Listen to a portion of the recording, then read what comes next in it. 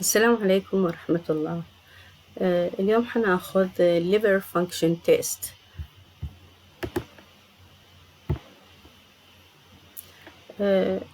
نحاول نسترجع الليفر كعضو is a large organ in the body.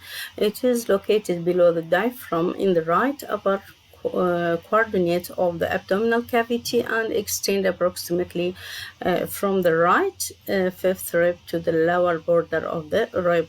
أكيد أنتوا تعرفوها يعني بالنسبة لموقع الليفر اللي يكون تحت الأضلاع عضو كبير مهم جدا بالنسبة للجسم. The liver is separated into a right and left lobes separated by the ligament. The right is much larger than the left. هاي بالنسبة للليفر يعني يكون separated to a part. The liver perform a large number of responsibility that impact all the body system. Liver have two channels that can supply an oxygen nutrient, a hepatic artery and hepatic portal vein. The corresponding channel is hepatic vein and bile duct. إذن هذا من ناحية تشريحية بالنسبة للليفر حجمه والسيبريشن مالته وال providing a vein and the hepatic artery. The working cell of the liver are known as hepatocytes, which have an acute capacity to reproduce in their response to the liver injury. liver regeneration هذه الصفة كلش حلوة يعني بالنسبة للليفر المتفرد بها من الأعضاء could be regenerated can occurs after surgical removal of a portion of the liver or after injuries that destroy parts of the liver. Although the liver's ability to react to damage and repair itself is remarkable, repetitive, ineffective, can produce liver failure and death. بس مو معناته إنه ما يتعرض للفيلر والديث، ممكن أن يتعرض وخلينا نجي نشوف أكثر من المقصود بهذا. First of all يجب أن نناقش function of the liver. أهم صفة بالنسبة للليفر وظائفه هو excretory function. Bile pigment, bile salt and cholesterol are excreted in the bile into the intestine. أهم شيء حتخلصني من الwaste product ومmainly الكوليسترول والبايل through the intestine. ثانياً metabolic function. liver actively participate in carbohydrate مثل ما أخذنا هي عضو مهم جدا ينظم لنا الجلوكوز والكربوهيدرات سواء كانت glycogenesis and so on. إذن هو مهم participate in carbohydrate, lipid, protein, mineral and vitamin metabolism. Third, hematological function. Liver is also produce clotting factor like factor V يعني 5 و7. Fibrinogen involved أيضا in the blood coagulation is also synthesized in the liver. It synthesizes plasma protein and destruction of erythrocyte. Number 4 storage function. الليفر إلى storage function اللي هي مثل ما قلنا قبل شوية تقدر تحفظ لنا الكربوهيدرات على شكل glycogens. أيضا storage vitamin A, D and B12 and trace of element iron are stored where in the liver. Number 5 protective function and detoxification. Ammonia is detoxified to urea. Kefir cells of the liver perform phagocytosis to eliminate foreign compound. Like liver is responsible for the metabolism of xenobiotic. إذن هي لها وظيفة مناعية وتخلصنا من أي مادة سامة وإلها قابلية على إنه perform phagocytosis to eliminate the foreign body. هذه الفانكشن. طيب شنو الفانكشن تيست اللي ممكن يعني نجريها بالنسبة للليفر؟ What is the purpose first of the liver function test? Liver function test is alone don't give the physician full information but used to combination with the careful history, physical examination, particular ultrasound, CT scan can contribute to making accurate diagnosis of a specific liver disorder. إذا لازم نجري هاي التحاليل ويا فحوصات أخرى حتى نتأكد من diagnosis of the liver. Different tests will show abnormality in response to liver inflammation, liver injury due to drug alcohol toxin, liver malinfunction due to blockage of the flow of the bile, liver cancer. إذا كل فحوصات ممكن أشخص أو أميز بنوع الأمراض، إذا كان هو التهاب، إذا كان هو كانسر، أو إذا كان هو malfunction.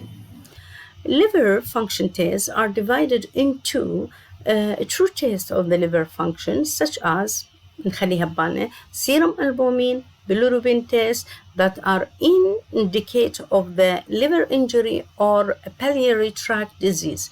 إذا حتى نعرف يعني إذا كان liver well نجري بعض التحاليل واللي من ضمنها البيليروبين والألبومين.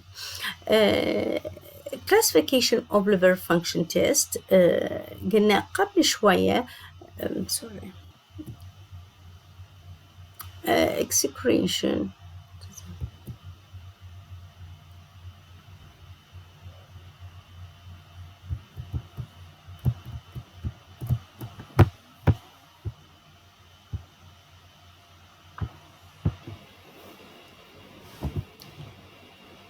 بمعنى أنه ممكن ال classification of the liver function test حسب ال problem. For example, classify this major function depend on excretion function. شو نسوي إذا نريد نشوف قابلية الليفر على excretion؟ نسوي measurement of bile pigment, bile salt. سيروم انزيم اللي هي الانزيمات اللي موجوده اللي بالليفر هي ترانس امينيز اللي نسميها ALT الانين ترانس امينيز اسبارتيت ترانس امينيز الكالين فوسفاتيز نيوكليوتايدز لاكتيد ديهيدروجينيز ايزو انزيم. synthetic function نريد نشوف قابليته على السنتسيس الليفر حنقيس البروثرومبين تايم سيروم البومين. أما إذا نريد نقيس الميتابوليك كاباسيتي راح نشوف الكالكتوز توليرنس and antipyrine clearance وديتوكسيفيكيشن راح نتابعها إذا كان عندنا مادة نريد نتأكد من قابليتها على detoxification. excretion ناخذ نمبر 1 اللي هي البيليروبين راح نقيس. bilirubin is the main bile pigment that is formed from the breakdown of the heme. منين يجي البيليروبين؟ من ال breakdown of the heme اللي موجود أساساً بالred blood cell. The broken down heme travels to the liver where it is secreted into the bile by the liver. إذن هذا normally occurs in the body. نجي نشوف هنا أمامنا هذه الفيجرز إنه البلاد سيل تحتوي على الريد بلاد سيل راح تحتوي على الهيموغلوبين اللي متكون من globulin and heme part. بواسطة عملية يعني destruction راح يصير عندنا oxidation بوجود انزيم هيمو اوكسجينيز راح تبدي تتفكك إلى two part اللي هي الهيم والجلوبولين. بعدها الهيم حيعاني عملية أكسدة ويتحول إلى بيليفردين والبيليفردين راح تتحول إلى البيليروبين. طبعا هذه العملية راح تكون enzymatic control موجودة انزيمات تحول أوكسجينيز الهيم إلى البيليفردين وبعدين عندنا البيليفردين ريدكتيز تحول إلى بيليروبين. تحول هسه إلى البيليروبين. عرفنا مصدر البيليروبين يجينا من destruction of the RBC ومينلي من الهيم part of the hemoglobin. فبعدها حتروح the blood to the liver circulated بالبلاد حتدخل لي الليفر وتبدي عملية الميتابوليزم and excretion of the bilirubin. البيليروبين هي organic compound وتكون water insoluble فراح يسوي conjugation ويا uridine diphosphate glucuronic acid وتتحول إلى water soluble. فذا بايل داكت حتمر حتى نخلص منها تحولت إلى مادة soluble حتروح من خلال البايل داكت وتدخل للإنتستين ويوربلينوجين formed by the bacteria. ولما تدخل للإنتستين ممكن تتحول إلى يوربلينوجين واليوربلينوجين soluble وراح ندخل excreted by the kidney in the urine. إذن تتحول إلى urobilin excreted in the urine أو ممكن جزء من عندها excreted in the feces ويتحول إلى ستيركوبيلين. إذن هذا ال pathway for formation of bilirubin and excretion. طيب احنا عرفنا منين يجي شلون راح نقيسه وش قد النورمال فاليو اوف bilirubin. Serum bilirubin, normally a small amount of bilirubin circulated in the blood, كميات جدا قليلة. Serum bilirubin is considered a true test of a liver function as it is reflect the liver ability to take up. إذا حنشوف قابلية الليفر حتى تاخذه و also excreted process unsecreted bilirubin into the bile. النورمال البيليروبين مثل ما قلنا هسه قبل شوية أكو عندنا total bilirubin اللي جاني من destruction، وعندنا قسم يكون indirect بعد ما نسوي conjugation مع الكلوكيرونيك acid، وقسم مسوي conjugation. عندنا 3 parts of bilirubin: total bilirubin, direct bilirubin, indirect bilirubin. الtotal bilirubin تقريبا normally present من 0.3 إلى 1.2 ملغرام per deciliter. الدايركت يكون less than 0.4 ملغرام deciliter. الاندايركت يكون بحدود 0.3 to 1.2 ملغرام per deciliter. هذه references value أو normal value of bilirubin حسب النوع، إذا كان يعني direct or indirect or total. إذا بدنا نسوي estimation نعتمد على principle أو الميثود المستخدمة اللي نسميها Bergh reaction. تتفاعل مع البيليروبين مادة اللي هي دايوزوتايز سلفونيليك أسيد، حتتفاعل لنا مع البيليروبين سواء كان دايركت توتال والاندايركت احنا حنستخرجه ماثماتيكلي.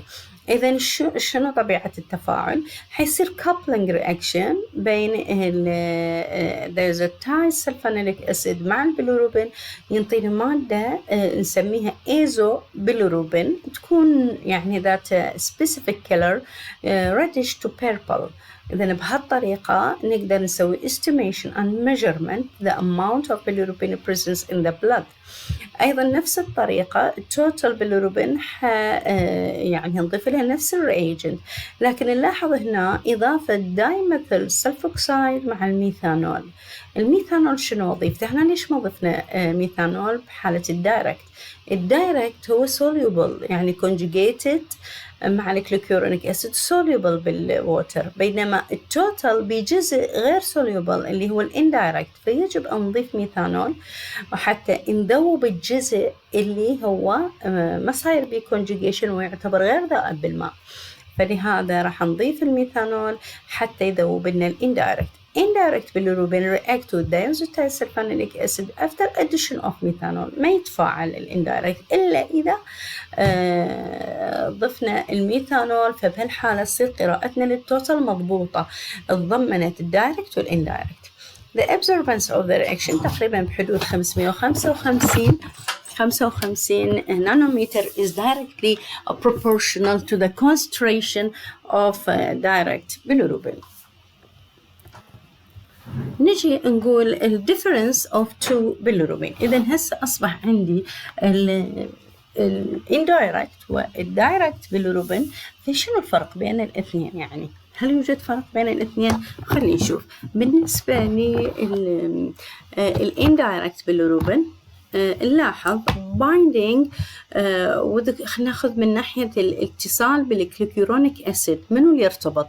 احنا قلنا الدايركت يرتبط تمام وتحول إلى conjugated وأيضا صار soluble. إذا الدايركت راح يكون يرتبط مع الكلوكيرونيك أسيد react with diazo reagent، راح يتفاعل بسهولة مع الدايوزو reagent، أيضا يكون soluble in water كميات كبيرة حتكون ذائبة بالماء، و discharge by the kidney إن أيضا excreted by the kidney و pass through the membrane of the cell. No, not pass. إذا هسه هاي الصفات المهمة بالنسبة لي الدايركت. زين الاندايركت شنو فرقه عن الدايركت؟ من ناحية البايندينج with the glucuronic acid ما راح يسوي لي بايندينج. not bind. Reacting with diazotide يتفاعل لكن ببطء slow and indirect reaction. Solubility in water also small amount غير ذائب بالماء. والdischarge by the kidney ما يطلع لأنه هو مو ذائب بالماء، فشون يعني could not excreted by the kidney. و pass through the membranes of the cell. Yes, it can be passed through the membrane of the cell. نلاحظ هل ممكن يظهر يعني شنو اللي يظهر excreted باليورين normally و abnormally. بالنسبة لي first urobilinogen conjugated bilirubin is excreted via the bile salt in the intestine. تمام، قلنا هو البيليروبين راح يطلع conjugated excreted من البايل salt والإستن، فالبكتيريا in the intestine break down the bilirubin وتحوله إلى اليوروبيلينوجين و excreted normally in the urine. تكون كمياته بالنسبة للفاليو بحدود يعني normal value excreted in the feces وبحدود 40 إلى 280 ملغرام per day. Normally there are trace of urobilinogen in the urine. الأفريج يكون 0.64 ملغرام. maximum normally يكون 14 ملغرام per 24 hour. احنا صح الفاليو excreted بعد كدني راح تكون يعني trace amount daily excreted in the urine بحدود 0.64، بينما excreted in the stool راح تكون بحدود 40 إلى 280 ملغرام per a day. B. Urobilin. Urobilin is the final product of oxidation of urobilinogen by oxygen in the air. The amount change with the amount of urobilinogen excretion. طبعا هذا يعتمد اليوروبيلين ورا ما يطلع يتأكسد بوجود الأكسجين الموجود بالهواء ويتحول إلى يوروبيلين، فكميته أكيد حترتبط باليوروبيلين اليوروبيلينوجين. bilirubinuriا يعني هل bilirubin يظهر باليورين؟ bilirubin is not normally present in the urine and feces. Since bacteria in the intestine reduce it to urobilinogen, البيليروبين نفسه ما يظهر باليورين normally إلا في حالات مرضية. إذن هاي معلومة مهمة جدا ثبتها في أذهاننا. البيليروبين is not normally present in the urine and feces. Since bacteria in the intestine reduce it to the urobilinogen, the kidney don't filter unconjugated bilirubin. الانconjugated قلنا insoluble ما يذوب بالماء، فالكدني cannot filtrated because of it is binding to albumin. Conjugated bilirubin can pass through the glomerular filter. Bilirubin is found in the urine in obstructive jaundice. إذن هسه اللي يظهر باليورين هو urobilinogen وقلنا trace amount. Bilirubin cannot be present normally in the urine.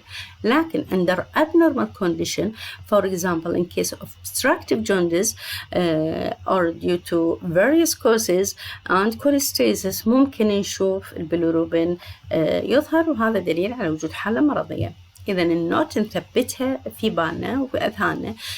bilirubin in the urine may be detected even before clinical jaundice is noted. إذن هسه المفروض إحنا نخلي بالنا نسوي adjustment إنه إذا كان normal condition or abnormal للpatient. How is helpful for the test? The bilirubin is used يعني إحنا what is the aim of doing a liver function test؟ ليش نقيس البيليروبين؟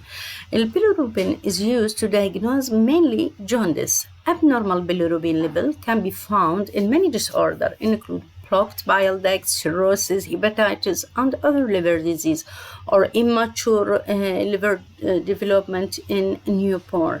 إذن إحنا نعتبر هذا التيست مهم لأنه ممكن ينطيني wide range of abnormal condition.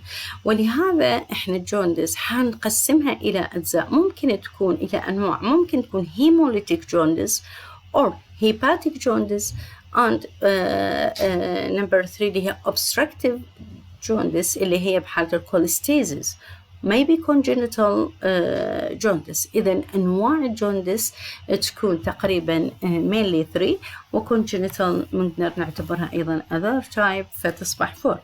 هذه ال benefit of doing estimation determination of bilirubin. نجي هسه على السامبل يعني شلون أعرف يعني أجرين التفاعل، شلون نعرف الفرق؟ أنا الحالة عندي هاي هيموليتيك أو الحالة هي هيباتيك. تعتمد بناء على الريزلت اللي حتظهر، منو اللي حيزيد منو اللي حينقص، نقدر نقرر الحالة المرضية. for example مثلا أخذنا السيروم وأجرينا على التفاعل total bilirubin direct و indirect. إحنا قلنا normally present يكون البيليروبين total less than 1. بالنسبة للدايركت يكون تقريبا بحدود من 0 إلى 0.8، وبالنسبة للإندايركت راح يكون maybe 1 less than 1 ملغرام. زين، في حالة الهيموليتيك جوندس احنا نتوقع يعني صار تكسر بالديستراكشن الار بي سي. اذا منو اللي حيزيد؟ اللي حيزيد الدايركت والاندايركت؟ اكيد الاندايركت، لان كميات كبيره ما يقدر الليفر يسوي لها كونجيجيشن. اذا نتوقع بهالحاله المرضيه الاندايركت راح يصير به elevation، واكيد التوتال اللي هو مجموع الدايركت والاندايركت راح يزيد اكثر من الطبيعي، اكثر من 1. اذا هاي الفايندينج بحاله الهيموليتيك. في حاله الهيباتيك جوندس اللي المشكله انه الاندايركت طبيعي، لكن المشكله بالليفر بحيث ما يسوي لنا كونجيجيشن. اذا منو اللي حيزيد الدايركت، يدخل يعني البيليروبين دخل مو مشكله، لكن الكونجيجيشن ما تمت داخل الليفر. اذا نتوقع elevation of the direct. في حالة الأوبستراكشن أو obstructive jaundice الشيء اللي راح يصير highly elevated amount of direct نهائيا، يعني مو defect بالليفر، obstruction عندنا بحيث نهائيا ما تتم عملية الكونجيجيشن. إذا نتوقع اللي يزيد هو الدايركت bilirubin. إذا من خلال هذا الفحص قدرنا نعرف التايب of يعني جوندس. طيب بس سيرم ممكن أيضا نجري التيست على اليورين نشوف الكلر مالته إذا كان نورمال أو أبنورمال. النورمالي إحنا نعرف هو أمبر يلو نورمالي. في حالة الهيمولوتيك لأنه موجود عندي كمية من البيليروبين عالية، فش راح يصير ديبر كولر. أيضا نتوقع بالهيباتيك وكذلك بالأوبستراكتيك، لكن more intense color finding in hemolytic jaundice. البيليروبين يظهر، احنا قلنا قبل شوي normally not present in the urine، لكن under abnormal condition قلنا في حالة الكوليستاسيس حيظهر، وفي حالة الهيباتيك حيظهر. فمثل ما نلاحظ انه البيليروبين normal condition ما موجود، بالهيموليتيك كذلك not present، بينما بالهيباتيك جوندس وبالأوبستراكتيف جوندس راح يكون presence. اليوروبيلينوجين راح نشوفه little normally قلنا trace amount. فإيش راح يصير بالهيموليتيك؟ راح يصير ارتفاع باليوروبيلينوجين في حالة الهيموليتيك، وكميات قليلة أو منخفضة في حالة الأوبستراكتيف. إذا هذا أكو فرق كلش مهم. يعني اليوروبيلينوجين يظهر باليورين إذا كان عندي هيموليتيك نقدر نشوفه ويكون intense color، بينما البيليروبين يظهر بحالة الأوبستراكتيف جوندس وفي حالة الهيباتيك. نيجي بالنسبة للستور طبعا راح يكون deeper بحالة الهيموليتيك جوندس، واللايت تو نورمال في حالة الأوبستراكتيف والهيباتيك. serum enzyme.